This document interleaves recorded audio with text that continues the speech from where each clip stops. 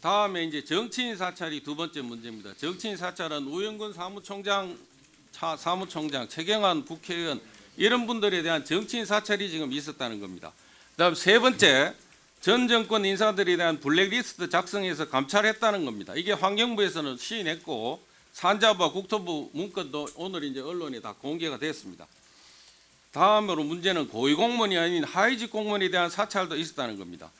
청와대에서는 고위공무원, 대통령이 임명하는 고위공무원이라고 하면서 갈로해서 5급 이상의 고위공무원이라고 그렇게 설명합니다. 저는 이게 참 난센스라고 생각하는데 하위직 공무원에 대한 사찰을 지금 하고 있습니다. 그 다음 문제는 핸드폰 압수수색과 포렌식으로 개인정보를 지금 탈탈 털고 있습니다. 오늘 보도된 걸 보면 기재부 공무원은 주무관 대화까지 지금 나와 있습니다. 주무관도 스스로 내가 이거 청와대에 감찰돼서 처벌받을지 모르겠다는 걱정하는 그런 대화까지 지금 나와 있습니다. 외교부 공무원 사생활 때문에 좌천 우천되고 있습니다. 그 다음 해양경찰청은 민정비서관 소관 사항이 아닌데도 해양경찰청에서 경찰청에 대한 포렌식 압수수색이 있었다고 지금 그런 얘기까지 나와 있습니다. 그 다음 본질적인 문제는 이렇게 수집한 특감반 자료를 청와대가 자의적으로 이용한다는 겁니다. 친정부 인사는 봐주고 있습니다. 우영근 대사, 유재수 국정원이 정책국장, 이강래 이런 분들은 봐주고 친한 인사 또 개인적으로 봐줍니다. 오늘 보도된 데 보면은 박형철 반부패 비서관이 동료 검사한테 미리 정보 넘긴 게 나와 있습니다. 이렇게 넘겨준다는 게 이게 문제의 본질입니다. 이거에 대해서 청와대가 오늘 내놓은 대책이 이겁니다. 특감반 쇄신안, 명칭 변경, 감찰반으로 변경, 직제령 보완 개정, 감찰반 다양하게 구성한다. 업무 내규 제정한다. 업무 내규 우리가 달라고 하니까 의원실에서 달라고 하니까 내주지도 못하는 업무 내규 이거 제정했다고 하는 게 이게 대책입니다. 그래서 제 생각은 이렇습니다. 특감반을 지금 현재 8월달에 청와대에서 확충하겠다고 얘기를 했습니다. 그래서 그 규정까지 대통령령까지 다 고쳤습니다. 과거에는 15명 이하로 특감반을 하기로 했는데 그 규정을 없앴습니다. 그래서 그러고 나서 8명 정도를 정원하겠다고 얘기했습니다. 이 정원하겠다는 인력에 대해서 어떻게 하겠다고 하는 얘기가 이번 대책에 아무것도 없습니다. 그 다음에 하위직 공무원에 대해서 감찰하고 싶으면 대통령령 개정해서 대통령령에다 분명히 명시를 하세요. 제가 지난 8월달 무렵에 이런 문제가 있다고 지적을 했지 않습니까? 그런데도 불구하고 청와대에서는 여러 번 직제 개정하면서도 이 규정에 대해 손을 보지 않고 있습니다. 하위직 공무원들 감찰하고 싶으면은 더 규정 바꿔서 더 하세요. 왜 규정을 안 바꿉니까? 여러 번 바꿔놓고. 답변 드릴까요? 네, 끝나고 하십시오.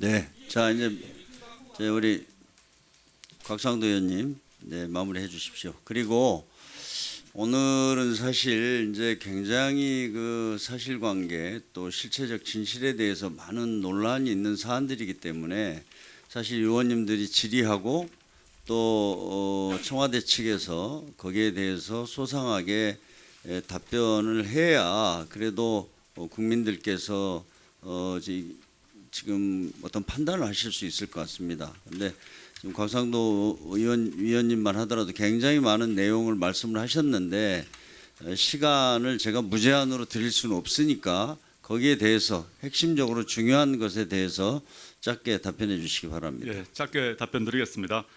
공직감찰반의 존재는 대통령의 인사권을 보좌하기 위한 것입니다. 곽 의원님 잘 아시겠습니다만은 5급 이상의 공무원이 대통령이 임명합니다. 네, 그 하급 하셨습니다만은 5급 이상의 모든 공무원은 대통령이 임명하는 것입니다. 그 대통령이 임명한다는 얘기는 그 인사권을 행사하기 위해서 감찰권을 동시에 행사할 수밖에 없는 것이고, 그래서 직제에 따라서 비위를 확인하거나 또 그 아닌 각종 능력 등을 사실관계를 확인하는 권한이 직제에 의해서 주어져 있습니다. 그래서 했을 뿐입니다. 근데 그 과정에서 곽 의원님께서 아까 제출하신 목록이 좀 사라져서 보이지 않습니다만은 그 중에서 그 김태우 행정요원이 작년 7월경에 과거 정부의 습성에 따라 여러 가지 정치인 민간인들에 대한 정보를 7월경에 가져왔고 또 그 뒤도 한 번쯤을 가져왔습니다. 그것들을 특별감찰반장 선에서 대부분 스톱을 시켰습니다. 정지시켰고 폐기시켰습니다. 그리고 지금 다른 민간인 사찰을 말씀하셨습니다만은 그 공적 비리, 공공 비리와 관련해서 민간 비리가 섞여서 첩보가 들어왔을 때 그 민간 비리를 그냥 묵히는 게, 은폐하는 게 저희 임무가 아닙니다. 공공 비리와 민간 비리가 같이 섞여 들어있는 경우가 대부분의 비리의 유형이라 한다면 그 경우 민간 비리는 법에 따라 관계기관에 전달하는 것이 저희의 의무입니다. 그것이 저희의 업무이고 그것을 하지 않으면 그것이 오히려 직무유기인 것입니다. 그 말씀 꼭 드리고 싶습니다. 네. 다음은 네. 네. 자, 아니요. 잠깐요. 우리 저 김도읍 의원 자료 제출 요구하십시오. 네, 감사합니다. 그 우리 조국 수석께서 아까 제가 질의할 때 답변이 번복되는 사례가 있었습니다. 우윤건 대사에 대해서 불기소 이유서를 봤다고 했다가 나중에는 문서를 본 적은 없고 박영철 반부패 비서관으로부터 박영철 반부패 비서관이 검찰로부터 확인한 내용을 들었다 이렇게 말씀을 하셨거든요. 그런데 아쉽게도 지금 청와대와 여당에서 협조가 되지 않아서 박영철 비서관이 나와 있지 않아 직접 묻지를 못합니다. 또 조국 수석께서도 답변을 명확하게 정리를 해 주셔야 할 필요가 있고, 그래서 우윤건 대사에 대해서 1,000만 원과 1억 2천만 원에 대해서 검찰에서 입건이 되었는지, 그 다음에 불기소 이유가 있는지, 불기소 이유가 없다면 어떤 경위로 그 박영철 반부패 비서관이 이것은 사건화되지 않는다라고 정리를 한 건지 그 부분을 서면으로 답변을 좀 해주시고요. 구두로 짧게 답변 서면으로 올리겠습니다. 해주세요. 네. 서면으로 해주시고, 그다음에 임종석 실장께서 김태우가 지인의 수사에 대해서 알려고 했던 부분이 비위의 가장 핵심이다라고 말씀하셨는데, 지인으로 지목되는 최두영이가 경찰청에서 입건되어 수사를 했고 그 과정을 알아보려고 한 건지 아닌지 그것도 같이 서면으로 제 다음 질의 전에 제출해 주시기 바랍니다. 제가 서면으로 이거는요. 해주세요. 서면으로. 네네. 아니 제가 위원장 직권으로 이거 굉장히 중요한 사안이고 그렇기 때문에 서면으로 또 드리더라도 두 분이 답변해 보세요.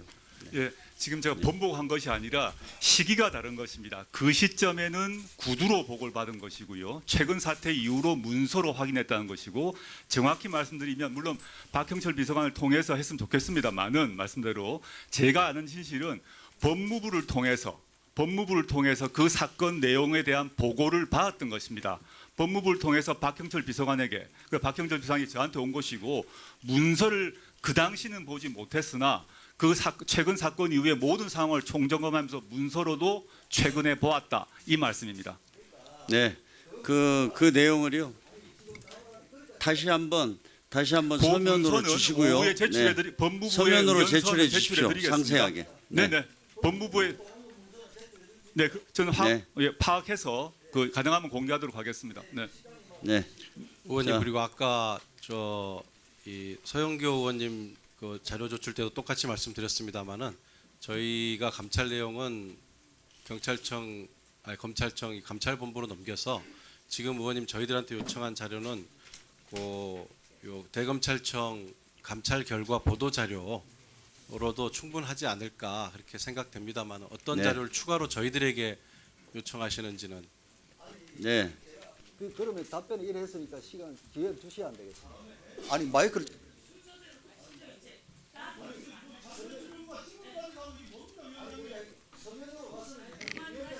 아니요, 그러니까 그 김동욱 의원님 이제 저 제기하니까요. 서면으로 받으시고 다시 하십시오. 아니 그냥 그렇게 되면 길어지지 않습니까? 좀 양해를 해주십시오. 양해해 주십시오. 양해해 주시고요. 네. 아니 자 다음은요. 자 다음은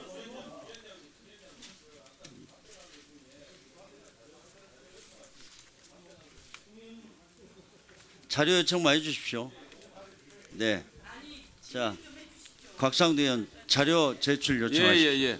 조금 전에 저 대통령이 임명하는 5급 이상 건 전부 대통령이 임명한다고 했는데 이 대통령 그 비서실 직제에 보면 대통령이 임명하는 고위공직자라고 되어 있습니다. 대통령이 임명하는 게 중요한 게 아니고 고위공직자에 해당해야 되는 겁니다. 그래서 이 고위공직자를 5급 이상으로 보는 근거가 뭔지 저희들이 아는 기준은 고위공직자로 하면 고위공무원단에 들어가는 사람으로 아는데 근거를 달라고 하는 겁니다. 네. 그 자료가 있으면 고위공직자의 주십시오. 근거를 네. 달라고 하는 겁니다. 네. 제출하겠습니다. 네, 그러면 더불어민주당 대전 서구 을 출신 박범계 의원 오전 질의 마지막 순서입니다. 네.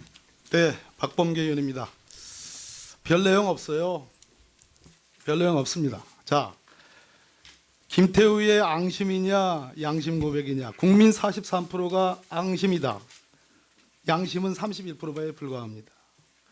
제가 오늘 김태우의 진술을 믿을 것이냐 조국 수석의 말을 믿을 것이냐 이와 관련해서 몇 가지 규정을 하고 우리 수석께 질문을 좀 드리겠습니다. 자, 주장의 순수성이 일관성이 있으려면 폭로 동기가 불순합니다. 지난 11월 28일 날에는 김태우의 비위 혐의가 발견됐습니다. 그리고 그 당시 언론이 뭐라고 그랬냐면 왜 그 비위 혐의자를 왜 솜방망이 징계하느냐, 왜 징계 절차 신속하게 진행하지 않느냐라고 언론이 야단쳤습니다. 그러다가 12월 14일 날 완전히 달라졌습니다. 언론에 매일같이 김태우가 폭로를 했고요. 급기야는 제1야당인 자유한국당에 이 문건들이 들어가가지고 흔들어 제꼈습니다. 그리고 민간인 불법 사찰한 프레임으로 바뀌었습니다. 이쯤 되면 폭로의 순수성이 없는 건 차치하더라도 불순합니다. 법원이 누구 말을 믿을 것이냐라고 할 때 가장 중요한 핵심 중의 핵심은 동기입니다. 두 번째요. 이 사람 제가 보기에는 정보 부족합니다. 공익은 하나도 없고 사익만 있어요. 예? 자, 총 12차례에 걸쳐서 정보 제공자들로부터 골프 접대를 받았습니다. 우리도 정보 달아봤습니다. 정보를 얻으려면 밥을 사주고 술을 사줘야지 마땅한데 오히려 거꾸로 골프 접대를 받았다? 이게 뭡니까? 이거는 적반하장이에요. 지금 무슨 얘기냐?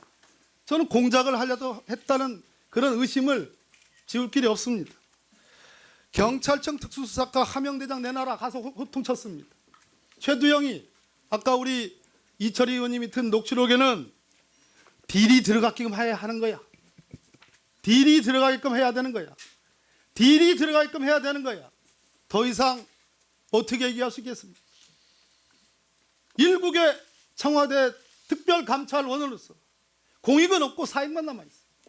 자, 더욱 엽기적인 것은 셀프 채용이에요. 정보통신부에 자기가 감사관직 만들어가지고 자기가 채용 자리를 만들려고 도모했어. 공익이 있습니까? 오로지 자신의 사익밖에 없지 않습니까? 자, 세 번째, 일관성도 결여되어 있습니다. 이 사람이요, 서울창조경제혁신센터장 박영호, 청와대가 본인이 한 건데 청와대가 민간인 불법 사찰했다고 주장했습니다, 처음에. 그러나 이거요, 2018년 5월에 김태우가 서울중앙지검 범죄정보과에 있을 때 담당 과장을 통해서 창업진흥원에 공문 보냈습니다. 맞죠, 수석님? 맞습니다. 맞습니다. 네. 이 얘기는 뭐냐? 서울창조경제혁신센터가 공직 유관단체라는 겁니다. 17년 5월 같습니다. 17년 5월입니다. 네, 예, 오타가 18년 있는 것 같습니다. 잘못됐습니다. 17년 5월입니다.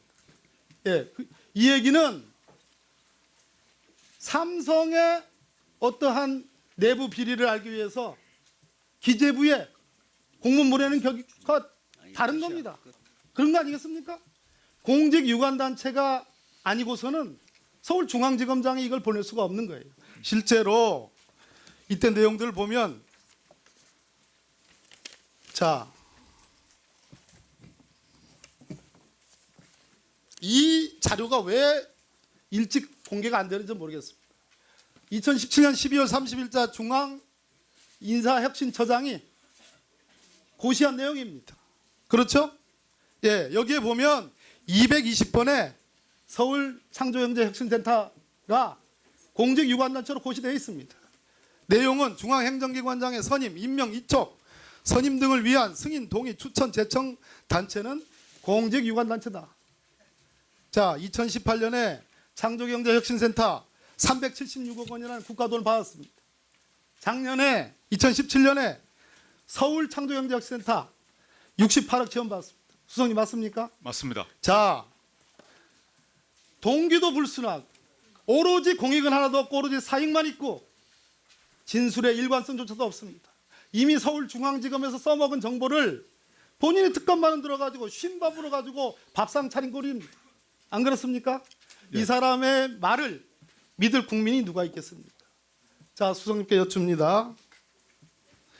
우리 청와대 민정수석의 특감반의 레벨을 놓고 보면 특감반원이 있습니다.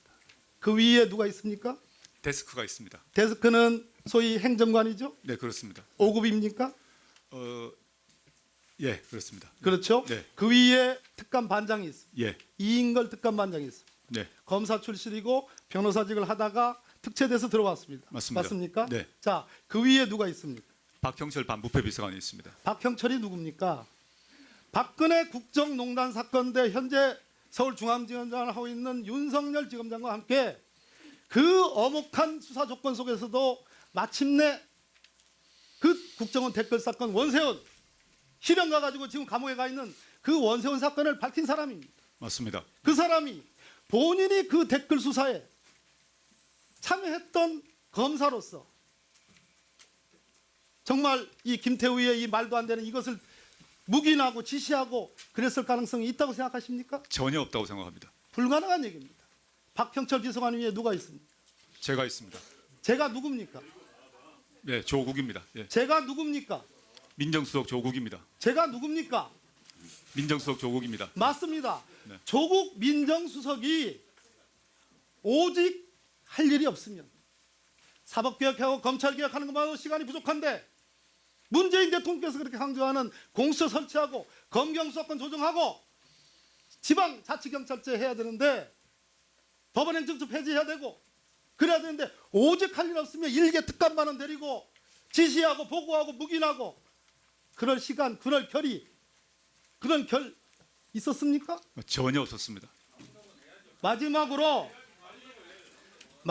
제가 유감스러운 것은 과거에 했다고 해가지고 그것을 스스로 반성하지 못하고 마치 문재인 정부도 그랬을 것이다라고 수단해서 육급 검찰 수사관 출신의 한 특검관은 내 주장 외에는 공무상 기밀조사 해가지고 가져온 자료 외에는 어떠한 면도 이 오전 내내 밝히지 못하고 오로지 자료 제출용 남겨주려고만 그래서 지금 제가 마지막으로 여쭙습니다.